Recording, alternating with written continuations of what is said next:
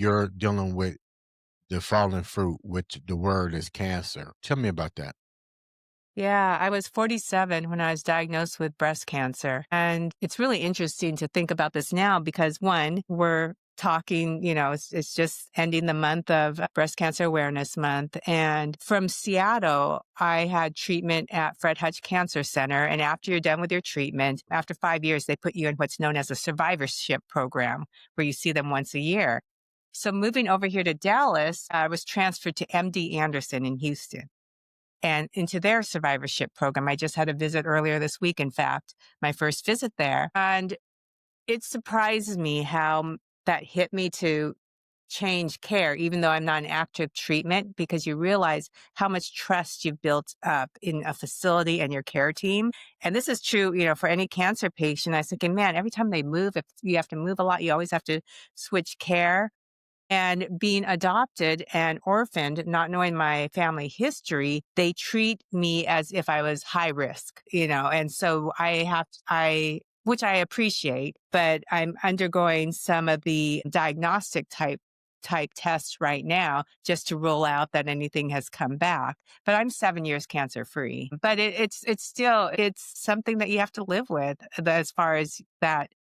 I don't know if it's the fear anymore, but the thought in the back of your mind that, okay, this could happen again. Yeah, and I was just getting ready to say that. I mean, I'm not a doctor, but based on your situation and no birth records or no former identification or anything, you would be considered high risk because they don't know what can happen. And, even with tamoxifen, which is a common drug that they recommend that breast cancer patients take, I chose not to take it because they wanted me to take it for 10 years. And I asked them, does this drug work on Asian women with my genetics? And they couldn't tell me it does. They said it's been tested only on European women, and we have the results from European genetics, but not Asian, not Hispanic, not Black. And so I said, no, I'm not going to take a drug with that many side effects if you can't tell me it's going to work for me. And luckily, I was low risk because of the time they caught the cancer. That's another thing that we have to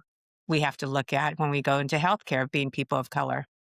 I'm glad you brought that up because I tell people all the time. I even told my daughter, just a couple weeks ago before she went and had her surgery, she was a little timid about, and I say, look, you need to advocate for yourself. And I think I salute you for what you said, which I think the viewers need to listen to that or rewind it.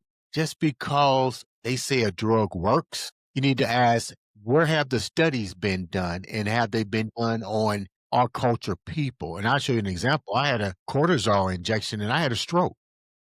Oh, Yeah, and you know what he told me when I met with him? You're one of a million that could but I didn't think to ask that question what you just asked. Where was this tested and was it tested on people of color? So keep yeah, it's you said that. I'm glad you said that. Yeah, medicines are genetic specific, they're genetic specific. And currently there have been a lot of studies that have been cut this year, within the last year and a half or so on, what they call diverse populations. And so a lot of these companies that have been trying to go out and research and how these drugs work on different populations. Unfortunately, a bunch of those studies have been cut. That you're doing well. Well, Thank you. doing well, which I know you will.